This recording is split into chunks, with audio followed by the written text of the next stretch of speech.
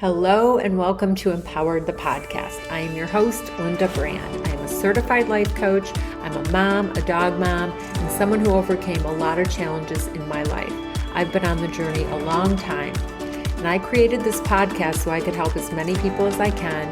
It is my intention with this podcast is to help you, inspire you, and motivate you to believe that you can have, be, and do anything you desire. This podcast is about abundance, spirituality, health, and wellness because let's face it, without your health, you have nothing. This podcast is about you becoming a better you. So let's dive in. Hello and welcome to Empowered the Podcast. I am your host, Linda Brand. Welcome back if you are coming back, or welcome if you are new to the show. Thank you for being here. Today I have a special guest, Nellie Harden. She is an author and a mother of 4. She is a former worth chaser, trauma survivor, and an author and speaker in the space of family life and leadership. She focuses on helping women build a foundation of worth, esteem, and confidence to live the life they were created for. Her career has spanned from humpbacks to humans and includes decades studying personal, family, faith, and leadership development. She believes the time has come for women to know how to build their foundation and not just be told they should have one. When Nellie is not writing and speaking, she loves being outside with her crazy, happy Harden crew and adventuring through all life has to offer. I am so excited to talk about this topic because we here at Empowered the Podcast talk so much about healing, growing, evolving, overcoming, and becoming the observer of our lives. And I'm always sharing my journey of self-worth and self-esteem and self-confidence and all the things because I'm very authentic and I love sharing this. So I love what Nellie's doing in the world and I can't wait to share this conversation. So welcome, Nellie, to the show. Thank you for being here. I am super excited to hear your journey, where it all began for you. Well, goodness, thank you so much for having me, Linda. This is great. And I'm very grateful too. And yeah, so for me, it all really started, and I know you yourself, myself, and everyone listening all has a story. And our stories are all unique only to us. Nobody that ever was, is, or will be, will ever have it again. And that is what really marks our perspective on the world as well. But for me, it was really, I grew up in Michigan. So my dad passed away when I was super young. I was only about a year and a half old when he passed away. And so, life started on a tilted slant, if you will, right? Mom was widowed, lost a husband really early in her life, and it was an accident. So there was no expectation coming into it.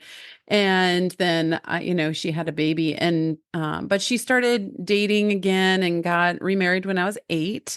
And I had some siblings that came along with that as well, down the road.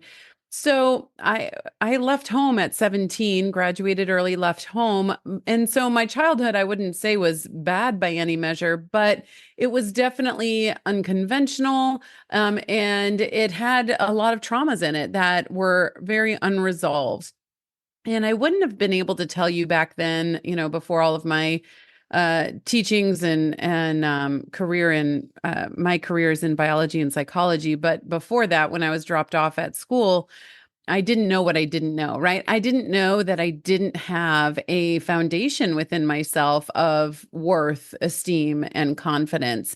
And for so many of us women, when we are released out into the world without that, we end up just chasing it anywhere we can find it. And that could be in relationships and accolades and academics. And I mean, you name it. It could be come over here and you'll be worthy enough. Come over here and you'll be worthy enough. Do this, right? That's where so much perfectionism comes in, people pleasing, etc. And it can really take you down some very dark corridors. And it did for me, especially in the first 8 weeks that I was dropped off at college.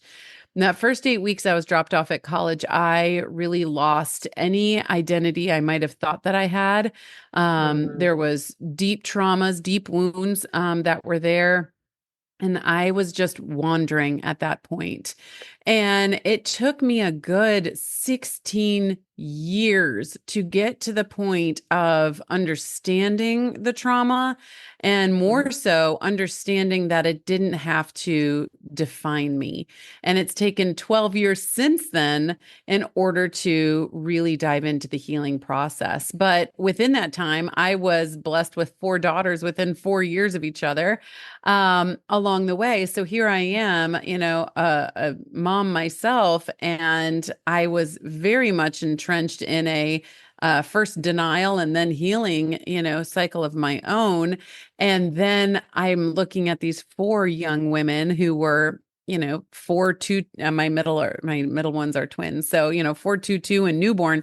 And I'm like, wow, there is work to be done here. And I am the architect of that work. My husband and I are the architect of that work. We're the builders, designers, and planners for the beginning of their life. And that's a really humbling experience and revelation to have. And so that's what we did. We got to work and we started building things within ourselves, changing things we needed to change, holding on to things we needed to hold on to, and trying to let go of things we needed to let go of. And then in the midst of that, raising our own. And then I started my first career 1.0 was in the animal field. That's where the humpbacks come in. And again, still biology, psychology, but I moved to the much more messy human realm about almost 15 years ago now. So, yeah. Nice. Oh my goodness, so much to unpack. So, how old are the girls now, your four girls? They are 19, and then next week will be 17, 17, and 15. So, yep, Oh my goodness, they're older teens. Okay. yep, And then so when you were dropped off at the college and you had your what was next for you? You had an awake, you were like, "Oh my gosh, who am I? Where am I?" Which is I think yeah, that's kind of normal with kids today because, they're just trying to find them at that age. They're trying to figure out who they are, and they had all these programs from childhood as well as society, and like you mentioned, the people pleasing and all of that. I'm a recovering people pleaser. I had a lot of trauma in my childhood that I didn't realize was unprocessed until yeah, you start really, really doing the inner work, and then you discover it all, and you're like, um, you know, realizing why your life's the way it is. And so but like how did you navigate it all? Did you have a therapist? Did you just start reading books? Like when you like how did it go? Because and then you met your husband and he was right. also, yeah, just curious like where the time in between. Sure. Yeah, what happened? So here's the thing too. When they dropped me off at college, I didn't see them again. They didn't come back again for almost 3 years. I mean, I went home, but they didn't come back. And so really was this separate universe for me, and it was 7 hours away from home, so it was far away. It felt completely Where did you go to separated. college? Indiana University. Oh, So, okay. yep, Curious down in because my son Bloomington. went to, oh, Michigan Tech. As you said, you grew up in Okay. Michigan, right? What Yep. part of Michigan? Around Detroit area, so Oh, Royal Oak, Birmingham, Troy. Yeah. oh wow. Oh my gosh. I was Detroit, Southfield, Farmington Hills, and then Oh, yeah, yeah, well, yeah, that's so wild. Oh, small world. yeah. It Okay. is. So you So, were in that area. Okay. And yeah. then so they dropped you off and then 3 years passed before they visited you again, basically. But you went Yes. home. But so when they dropped me off, I roomed blind. Okay. And so I knew no one else that had really gone there. And so here I go up to my roommate, who was this little spunky Floridian, who was a party girl. And because of a lot of those programming that you were mentioning earlier, right? It's just go with the flow. kind of, this person, she's your one attachment to any sort of life here. She seems like she knows what's going on, so let's go do that. And that was not my life, previous to this. But she seemed to know what she was doing, and so that became my life. And I assimilated right into that, which was a very daunting and scary process that led to even scarier things. So again, I didn't know myself, and so I attached to the identity of somebody else. But here is the thing about identity, and so many, and I see, leaders of next generations and even adult women doing this today. Identity is not something that you go out and find. Identity is something you build. And that is, I just wish I could just, look everyone in the eye, especially everyone below, 25, 26 years old, and just ask them, what do you want to become? All right, what's the next step in order to get there? Right? It's a I step of love that. 1,000 miles. What's step one? Right? And because the message out there today is, oh, go find yourself. And it's like you're going out into this field of daisies and you're like, which one am I? Oh, I think that one over there. And that's not the case at all. You build who you become. And yes, you have certain natural gifts and talents and things like that that you can use in that becoming process. But that isn't who you are. That helps you become who you are going to become. And it really is such a personal and empowering experience to build yourself instead of just letting yourself become whatever, quote unquote, they or the world or culture is Right. telling you you need to become. Right. Yeah, a Yeah. lot of my guests that are on the show are women who checked all the boxes, did what they were told, and thought they would end up happy, and they found themselves unhappy because they did all the things and they were getting the external validation. They were getting, all the, like you say, like you go to college, you get a degree, you get married, you have kids, all these things, and then they find themselves unhappy, or they don't know who they are anymore because the kids are gone, and now you're like, what am I? Who am I? What do I like? I don't know. They're just like, because they were a mother, they were that was their identity, right? And it's just really fun to start, what do I want, start learning, who am I, what do I like, what do I like to eat, what do I like to do. I'm just saying, that's part of the Mm-hmm. identity, is figuring out what you like, because sometimes, like you said, we in relationships we're like, oh, we do what they like, we become other people. And instead of saying, who am I, it's really, to me, it can be a fun self-love journey. And worthiness is, I love to say, if you're alive, you're worthy.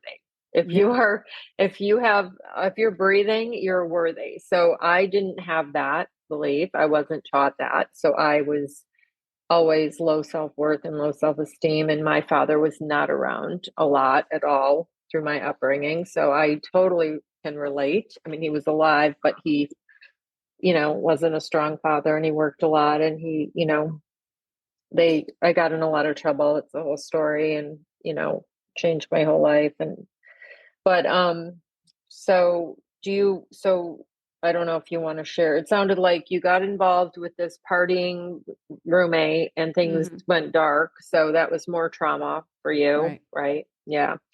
Um, and then tell us about the books that you've written, and what you're doing in the world as a coach, right? You're a life coach for moms, or Yeah, well, it's family life and leadership coaching. So my entire world, both personally and professionally, revolves around helping people that are leading young women to love and lead them to a place they love and lead themselves before they leave home. And so, that's why I love the collaboration between the studies of biology and psychology. There's a lot happening in brain development, body development, endocrine, system development during these times.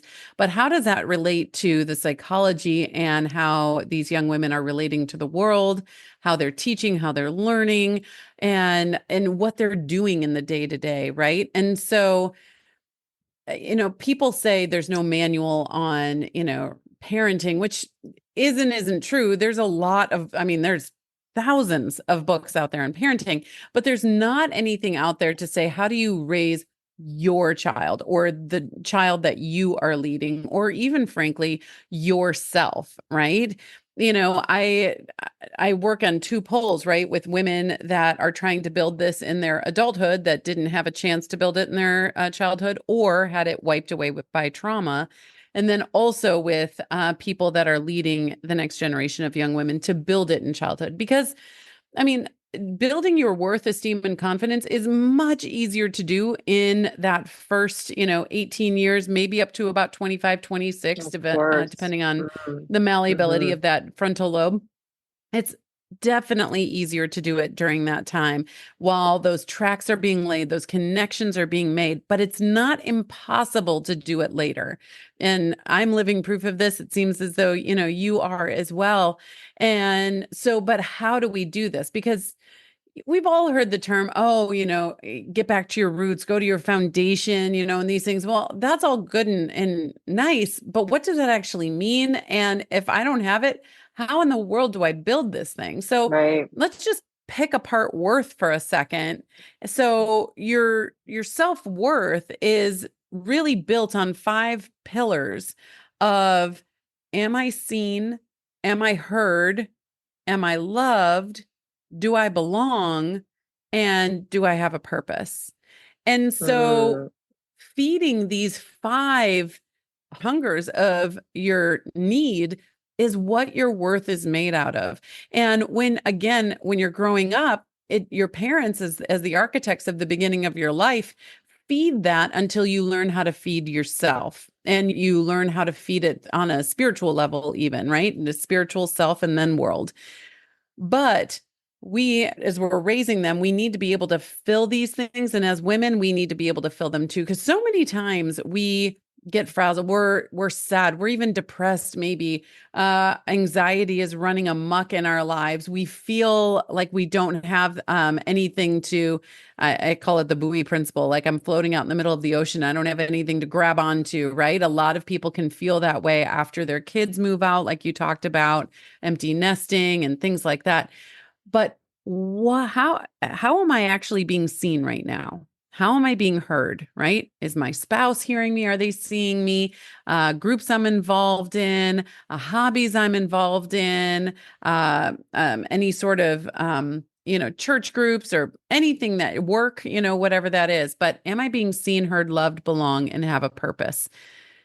Because honestly, when you look at the root cause of anything that someone is experiencing out there in a negative light, it usually comes down to one or more of those things not being fulfilled. And I say Mhm. usually, but I've never found one that hasn't come down to those. But, I'm always up for being proven wrong. So, um, but it usually, I don't feel heard. I feel invisible. I don't feel like my ideas matter. Right. I don't feel Yeah. loved by anyone, right? All of those things. And so that's what the bulk of my work is around and what I do my writing and speaking on as well.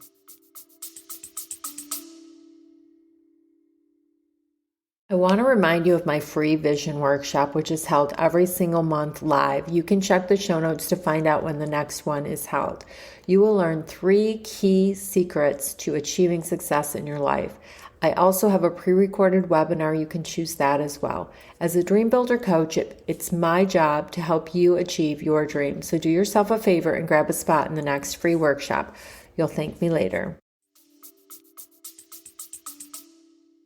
That's beautiful. Um, for women and girls, like I had a male friend who was telling me about his 9-year-old and how all she wanted to do was buy makeup or something, or I forgot exactly. It was something around Sephora. And I said, you have got to teach her value is not based on what she looks like. Like this Yeah. is something like I grew up in the 80s. I'm older than you, I know. And I was and the messaging around what we look like, around, all of that is just, it was really bad. And it was all around your value being how you look. And that's a Yeah. big one that I really love to tell people that have daughters to like encourage them to know that they're, smart and they can do, all that, like, physical activity, all the things. But yeah, what you said about, seen, heard, loved, belong, and purpose. I mean, we all want to belong. And when I was 12, we moved and I couldn't fit in. So I got in with the burnouts, and it just went downhill from there. And but because we were in a wealthy area and I didn't have the clothes and the things, and yeah, but we all have our journeys, and like there's always these underlying blessings. Like if you didn't have your journey, you may not be doing this purpose work that's helping so many people. And same for me, and I also feel that it's not just young girls. I think boys, like I personally know 3 young men that have committed suicide, and 2 were my son's friends. One was a neighbor, one was a senior at Dartmouth, good looking kid. Another one a year later or the year before, was his hockey friend. And then just recently, someone at my former real estate office who was in his 20s out of nowhere. So it's like, it's so devastating. It's such an issue. And I think it's all these things: the love, to belong, the purpose. And so I'm just saying that it's not just women. Girl, I know that you're specifically helping women, and that's great, and girls. And but I also feel like there's just a huge, I think worthiness is one of the biggest mental health problems out It there. is. It is. Absolutely. Yeah, I've often had people, where is this work for boys? I was like, I need someone to come out and do that. I have 4 daughters. I am a woman and I help women in community. But no, you're right. It's all about, uh, what do we need as humans? And like I said, those 5 pillars are not just for women. It is the 5 pillars of worth that always have been, is, and will be. And you go back and I purposely, just being, saturated in this work, I will read, um, period pieces or, history or things. I homeschooled for 7 years. So, learning things in there, and it's still always comes. I mean, wars have been fought because one or more of those have not been filled, right? I don't feel Hmm. seen, so I'm going to, do something bigger and worse and things so people see me and I am, what I am, and I am the great fill in the blank, right? You can go back in history and find that. The Butter That Battle book. sounds, yeah, that sounds like significance, like a significance, like Tony Robbins Yeah. would say, like we all want these things, like like you mentioned, and significance is something that sounds like. But yeah, you're right. But so let's go to the self confidence piece, since Yeah. we're touching a lot on self worth. I feel that the message around self worth is you're worthy just for being alive, and you're worthy of having your dreams, and you're worthy of becoming and doing and whatever you desire. It's not what your parents want for you. It's not what society says you should do. One person says you're not a good artist and that's your passion, and you listen to them and then you don't pursue it when really you can. Like for me, I was doing the real estate and I didn't enjoy it because I had a belief that I couldn't make money doing what I want to do because I Mm. didn't have that belief. But I'm creating the new beliefs. But and then I know it's a little off the subject, but I do want to hear about the animals that you worked with, just for curiosity, because I'm curious. I really want to hear about that. But yeah, so from self-worth to um like the confidence piece, because I mean, I can walk around here being like, look, she's so confident, but I still feel like I'm not Right. enough, right? Right. So they're not the same. That's for sure. No. There's a bloated confidence and then there's true inner confidence. But going back to, just with self-worth too, one thing, because we live in a world of extremism on every side of every spectrum that there is. And there is a cautionary tale in there with, yeah, you don't have to do, what people tell you to do and, things like that. But also there's trusted guides in your life that know you and can help mold you and for you to rely on and trust, right? And sometimes, and I just say this because I work with a lot of teenagers too, they hear things that, oh, I don't have to do because, society or, Instagram or Snapchat or whatever told me, follow what I want to do. And, I'm 15 and I know everything in the world. And so I'm going to go completely against what anyone has ever told me to do. And because I'm living my, quote unquote, true self. But are you, right? Are you just living what, someone is telling you that week? Next week, it could change again. And so we all have to be, very careful in how we're approaching ourselves, but especially adolescence today is a, like I said, a cautionary tale with extremism that we have to face today. And so touching on the animals, I went into marine mammalogy and I worked with humpbacks and belugas and seals and penguins, even though they're not marine mammals, and different things there. So it was a wonderful experience. But that was, to your point that you said earlier, that was a dream of mine from this little Michigan girl that had no ocean around her whatsoever. We had big lakes, but no ocean. And I wanted to see that dream come true. And I fought for it and I got to do it. And it was such a fulfilling experience in my life that I will never forget. And it was a season. And now I'm doing something in a different season of my life. But it doesn't mean that, striving after that dream that I had and achieving it didn't mean anything or make an impact on the animals, the earth, and certainly my soul within it. So, yes, chase your dreams. They matter. But landing on self-confidence, you can walk around with this external bloated self-confidence, certainly, but true self-confidence is a value and appreciation of yourself, which you cannot have if you don't know your self-worth. That's why worth has to come first. So there's worth, and then there is self-confidence. And so, like I said, value and appreciation of self. And it really comes down to trust, right? Can I trust myself to go from thought to feeling to decision to behavior and result?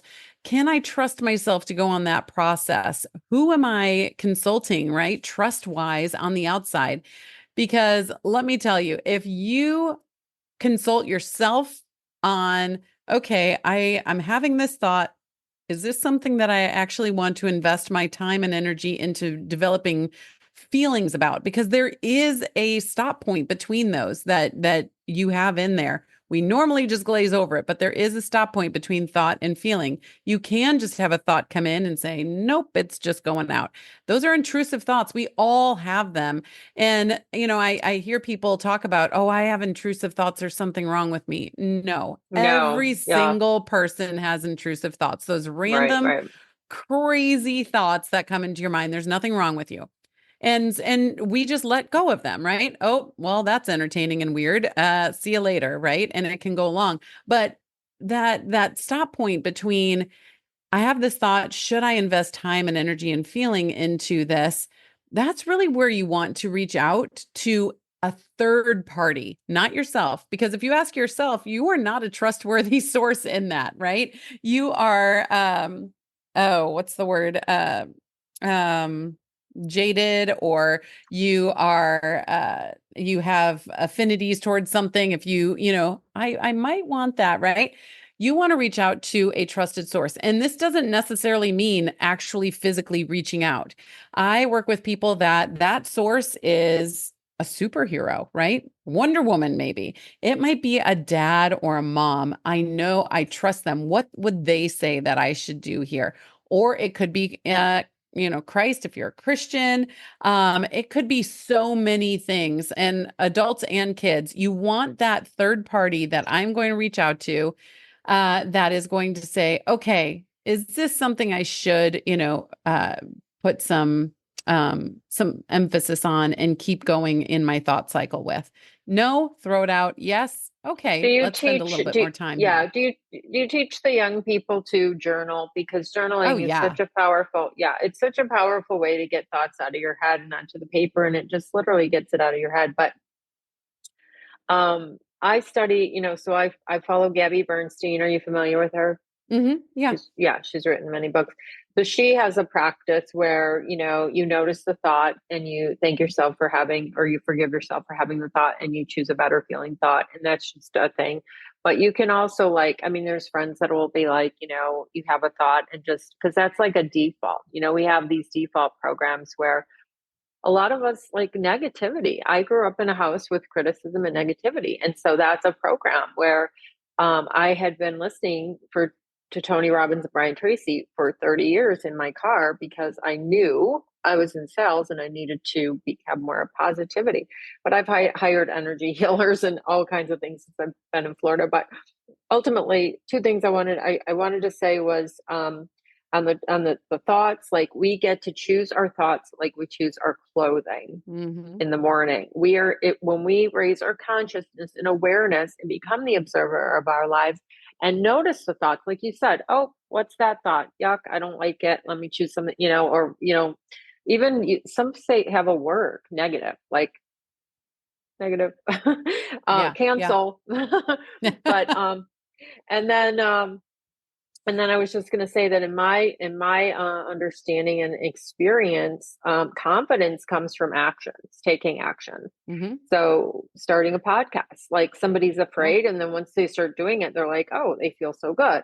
Or a kid drives a car for the first time, or whatever it is that they're doing for the first time, riding a bike, whatever. And then once they can do it, it's like, yay me. So there's some confidence. So I think a lot of confidence comes from actions, and you could still, like myself, I had a client tell me, Linda, when I think of confidence, it's you that comes to mind, or someone else who said, oh, you exude confidence. I mean, this is a little bit ago, but I mean, regardless, but like at the same time, I was dealing with worthiness. I didn't even realize till I got that Worthy book by Jamie Kern Lima and started reading it going, okay, I think this is the missing puzzle piece that I grew up with my father being a certain way. And then these messages coming that are teaching us that we're not worthy. Like, oh, you're not invited to the birthday party. Oh, you can't afford to buy me these clothes, or you know what I mean? These different messages that come when we're kids,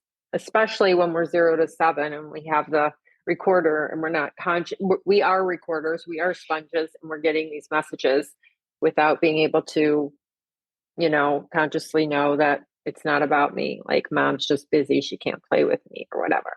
And then I want to get into some of your posts on Instagram that were really, really wonderful, supporting kids back to school and stuff.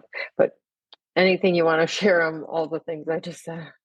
Well, yeah, I mean, I agree that action is, I mean, it's the end of that funnel that I talked about, we talked about. So, thoughts, feelings, decisions, actions. And, you want to build confidence. You say you're going to do something and you actually do it and it yields a positive result, right? That's where we want to go. And, there's a discipline bridge that we all face several times every single day, where there is an issue in front of you. You have the ability to see it, develop a plan, be actionable on the plan, and get to a desired result on the other side. Even if the desired result isn't the initial desired result, right? You might fail on the other side of that, but you fail forward. You're like, okay, now I know what not to do. It was a good plan, but now I know what not to do, and I'm going to do it again and get a better result next time. The pathway to success is literally paved with failure. So failure is a good thing, and teaching ourselves how to fail and fail well and get back up again on that pathway, it's another brick in the road towards your success, is really, really important. So yeah, I mean, action is a huge part of that. You just want to get to a point that you trust yourself through your outside accountability, your inner accountability, and you're developing identity to get to a place that you are moving in a positive direction. Yeah. So tell us what things we can do to learn to trust ourselves. I think one of the most important things that you need to do is establish what your values are. So there's plenty of lists online. You can come up with them on your own, but our brains work well with three 3, 5 at the absolute most. You don't want anything more than that. And then we start straining a little bit to remember. But 3 is great. And if you think of 3 values that you represent, and it can absolutely change, especially in childhood. Mine have been the same for the last several years. But I make sure that the filter, right, as we're going along those, my outside accountability and then my inner accountability are my values. So I make sure that everything filters through faith, integrity, and wisdom for me. Am I moving in a direction toward grown faith, grown integrity, and grown wisdom if I am doing this thing that I am contemplating about doing, right? And then if it passes that, and then am I growing myself into the person I want to become by doing this thing? Okay, then let's go ahead and do it. Even if I fail, right? I could try and scale a mountain and definitely not make it, but I tried, and that trying is going to add to the person that I am trying to become, right? And so it's really important to just build trust. And your value system for you, yourself personally, is going to be integral to that process. Nice. So do you also believe trusting yourself is where you keep your promises to yourself? If they're good promises, there's plenty of times, yeah. And keeping a promise to yourself doesn't mean that, the person I was a week ago, a year ago, 10 years ago that wanted to do this thing, maybe I've developed past that now, and actually fulfilling that promise to myself would be holding me back, right? I definitely run into that with some of my clients and people that I work with. And it's like, Yeah. well, where do you want to go now? Like, because we are not the people we were, in yesterday, whenever that yesterday was. We are the person that we are right now. And because we grow constantly every single day, hopefully in a positive direction, a more robust direction. So where do you want to take that now? And yes, like I was saying, say you're going to do something and actually do it. You take the real estate exam, do the podcast, write the book, where whatever those things are, do what you're going, or yeah, do what you say you're going to do. But always also have a degree of flexibility in there. I like to think of it like beef jerky, right? I'm a vegetarian, have been for 20 some odd years, but Oh, beef nice. jerky is, right? It's strong, it has a definite shape, but it's also a little flexible in there, right? It's not a brick where it's completely like, this is what I said I'm going to do, and I'm going to do it no matter what, right? Yeah. And it's also not a limp noodle being like, I know I said it, but whatever. So be the beef Yeah. jerky.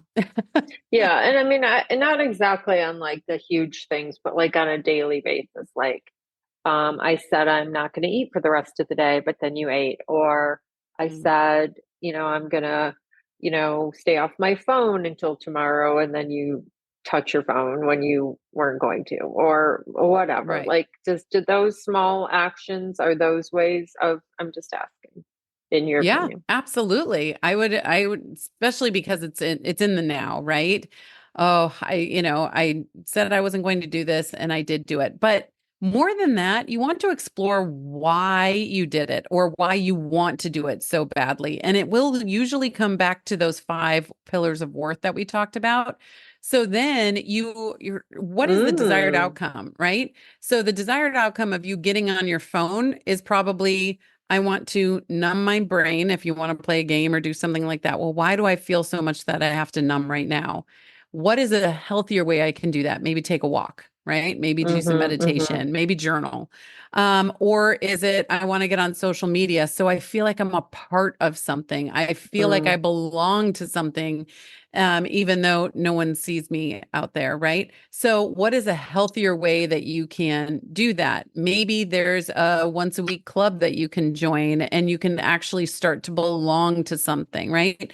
So, if you are fighting some of these, habits that you have that are not moving you in a positive direction, explore what your end goal of that habit is and then reroute a track in order to get there.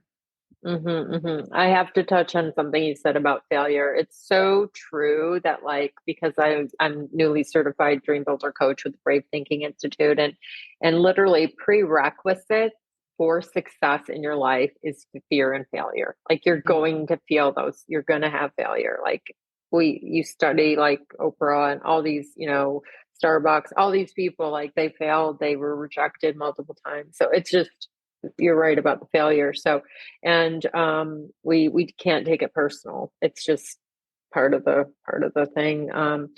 And then I'm curious about self-love. I didn't hear you mention that. I'm curious what's your thoughts on that? And then some parenting advice, because I know that's like your expertise, it seems like when I was looking at your Instagram, which I thought was really wonderful. And we just wish there were, parents were doing all the things. I'm also a big sister with big brothers, big sisters, and a substitute teacher. I just got, and I just see like,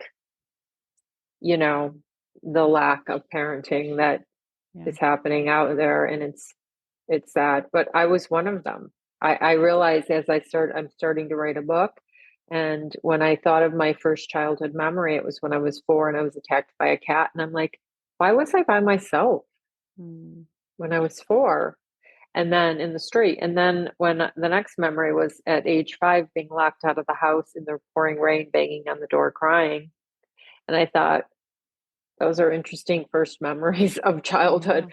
So which are traumatic, both of them. And we never compare our traumas, and everybody had, like you said earlier, like we all had something. And I mean, trauma is every human has experienced, whether it's a death, a divorce, it's, we've all had some trauma, bullying, whatever. So curious on some parenting advice. And so you say you're a Christian. So are you like, you're not with the self-love? Do you believe in the self-love, or what do you think? I definitely believe in, loving ourselves. I mean, we're commanded to, love your neighbor as yourself. So if you don't love yourself, then you're not going to do a great job with your neighbor. So that's right. That's right. Exactly. And it's true. And that's the funny thing is when I'm happiest, I'm most loving. I'm most loving to others and loving in general. And I grew up in a house where I was literally taught to be jealous. Like, how girls, and that's not if you believe we're all one and we're connected, like I'm you and you're me, and which I do believe because I study the Course in Miracles, and I do believe in that energy, consciousness and everything. And anyway, I've grown so much in the last 2 years. I just love that I've grown, and it just feels good because I used to be like that girl that was, instead of being happy for someone's success, it was like, oh, why not me? Instead, now I know it can be me. There's plenty for everybody. I grew up in scarcity, lack, fear. I mean, there was good too, but ultimately the program is scarcity, lack, and fear. But so yeah, self-love. I've been on that journey for a long, long time, and I'm really in a pretty good place with that. good. Thank you. Yeah. I mean, when it comes to self-love, it's about making sure that you're taking care of yourself so you can overflow positivity onto others, and servanthood and helpfulness onto others. And just be a light out there. You can't be a light for others if you have no light within. And so for me, that looks like understanding when I get up in the morning, I need silence. Like I get up early enough that I have my own time in the morning. And it's when I do my quiet time. It is when I move my body. It is when I do prayer, things like that. I have my own time in the morning so that I am filled up so I can deliver and help other people throughout the day. And just getting to know yourself a little bit more, getting to know your personality, right?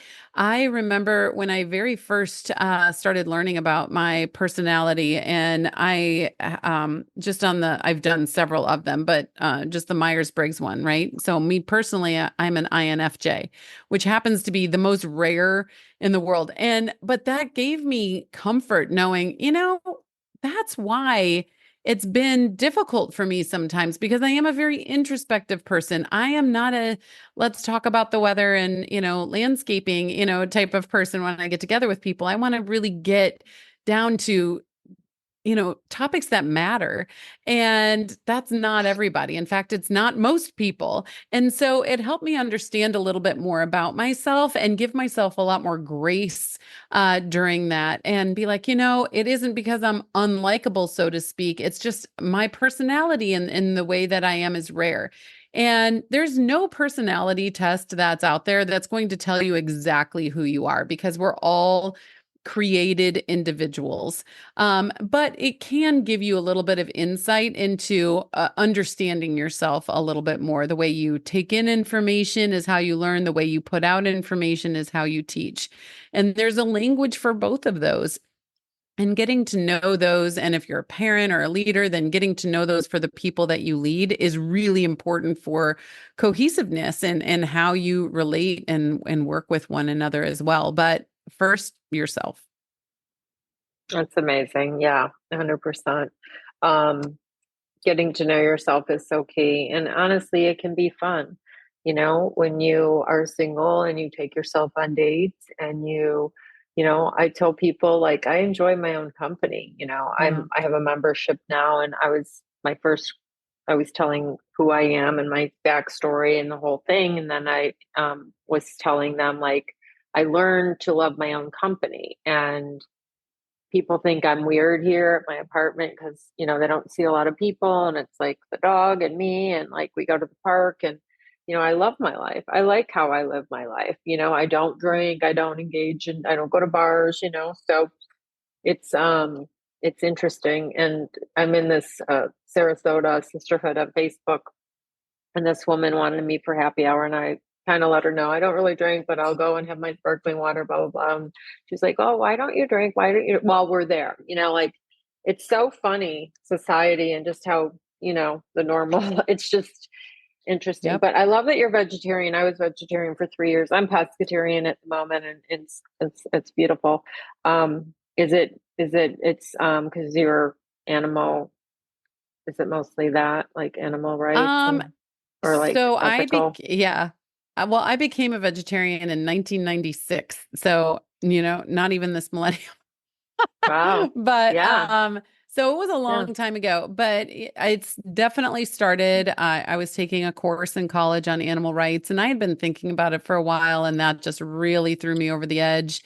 And then, it morphed into not just that, but my husband got sick around 2008 to 2010, and we really had to change our eating habits in our home. And so it really became a health thing, after that. And, the cholesterols and heavy metals and diseases that you can get and just health in general.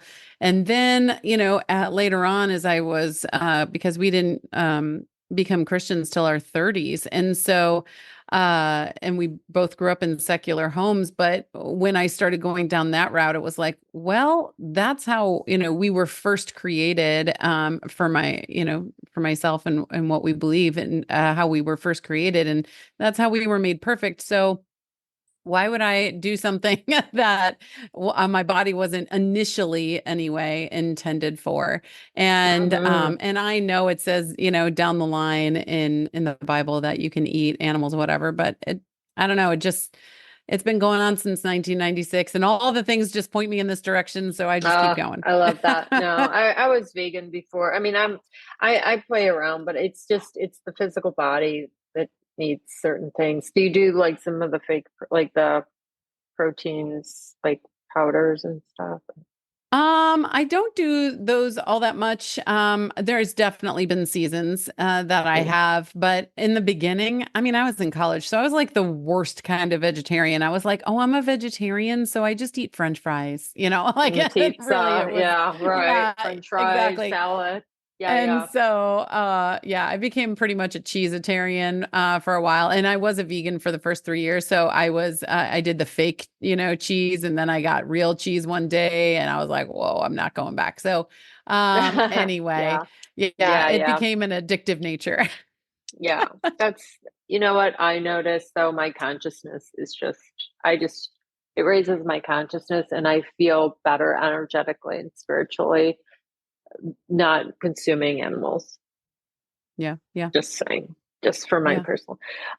So tell us a little bit about some parenting advice, just because I know that you're really, really excellent at this. And we talked about in the beginning, the foundation and how important that is. And I just, maybe someone's listening that maybe is a grandparent or maybe they're a parent and they just, you know, want to Yeah. hear some tools and tips that they can, use with their children so that they can give them the best foundation so that, we can prevent some of the low self esteem or identity issues. And Right. I know that a couple things I'll share is that, like, a friend that her daughter wanted to be a photographer and she just supported her daughter and she got her through this college and she works for Harley Davidson now or something. And it's like, I just admire so much the support that she gave, because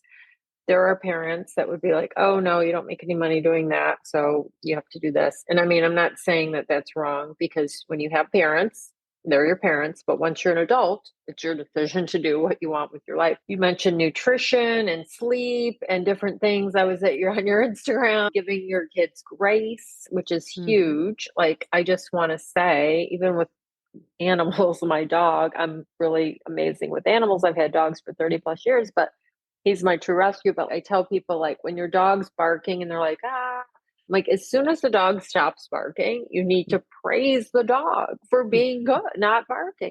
So I'm talking about interaction, not when they're being a watchdog. But the point is, like, we have to give positive.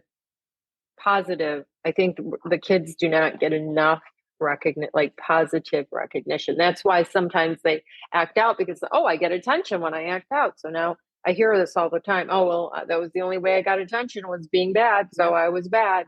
So anything you And want to share? yeah. And again, that goes back to I sound like a broken record, but to those pillars of worth. Like, nobody saw me until I did something terrible. And then people saw me. I mean, we can relate that to a lot of terrible, awful things that go on today, right? No one heard me until I was yelling. No one heard me until I was swearing, right?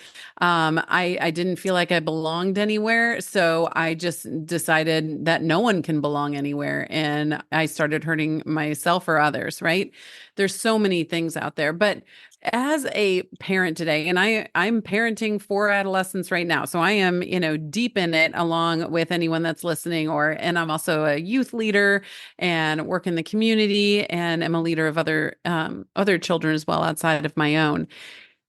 Really getting to know them on an individual basis is imperative. And as a parent or a leader, it's really important to, in our church that I work with, coins it as lead small, which I really appreciate. And you just want to get in there and get to know them on an individual basis. There is no blanket parenting. There is no blanket leadership that you So can basic, have. like giving each one attention, getting to know each one Yes. individually, spending time with them separately, learning about each one, and not just, yeah. And, like Absolutely. my grandmother favored my one sister, blatantly favored her. It just, yeah, it doesn't go well. But No. that's another, I thought of it the other day, like, oh, that probably made me not feel so worthy, Yeah. Yeah. but And yeah. so we do one-on-one time with each of our daughters every week. So, and it's something that they can rely on. So we do it on Monday nights and we do it on Thursday nights. And so, 2 of them on Monday, 2 of them on Thursday. And so they know that every week I will have mom or dad, depending on which one we're doing, mom or dad in my room, or our college student we Zoom with. And we know that for half hour, 45 minutes, we're going to talk. And sometimes they're hard talks. Sometimes they're just goofing off. Sometimes they're, hey, look what I'm working on. Sometimes they're, hey, let's work on this together. But it is one-on-one time that you share in their space or a shared space in order to get to know them. who they are today, because anyone that has raised kids knows that during adolescence, especially, it changes so fast. And so Yeah. constantly and consistently getting to know them and who they are right now is very important. I was working with a mother once that had a great relationship with her son, actually. And he was in maybe sixth grade and at the time. And she was like, yeah, we have family dinners, we do this. And I was really, I was encouraging her to do this one-on-one time. Well, it turned out that he had been going through this bullying season with this other child at school for months. She had no idea until they sat down one-on-one and she could just ask them. And there was that safety and security of that. Oh, well, there's this going on that you don't necessarily, bring up when it's past the mashed potatoes, type Yeah. of thing. Good for And you. so Yeah. having that one-on-one time, that more intimate time is really important. I love that. No, that's beautiful. Thank you for that. I love that. Is there anything else you want to share with the audience? And then we can find out where to find you. I'll say the morning practice. I do a morning practice too, where I'm like, have prayer, meditation, visualization, and then go Hmm. exercise. But it's so vital to setting yourself up to win for the day, feeling your best. I've been doing it for years, but I actually have a challenge now with a couple ladies that we're just being accountable on WhatsApp. And it's really so helpful. So, Yeah. yeah. Um, I mean, really, it just comes down to, as far as parenting or just as a woman, it's never too late. You can always change your path. Become the person who you want to become. Help your child become the best version of themselves. It is never, ever, ever too late. So I think that's just a message that really needs to get out there and not only just be heard, or be listened to, but actually be heard and saturate in, so people know, okay, you know what? I can take that one next step. And you might not know what further down the line looks like, or it might seem impossible, and that's okay. Just take that one next step. That might be a phone call, it might be an email, it might be going somewhere or having a conversation with somebody, whatever that is, just one next step. Yeah. I love that. Yeah. And then also that's where we'd probably be opening a whole other podcast, but is to reparent yourself if you did not Yeah. have, like, you and I had to do just for ourselves. But yeah, that's great. And so tell us about the books you've written for the journal or Yeah. So I have a scripture journal called 40 Scriptures and Conversations to Have When Raising Daughters. And I was a co-author of No Problem Parenting, which is somewhere back there. And then I'm writing a book right now as well, tentatively called Building Her Beginning. So we'll mm, see.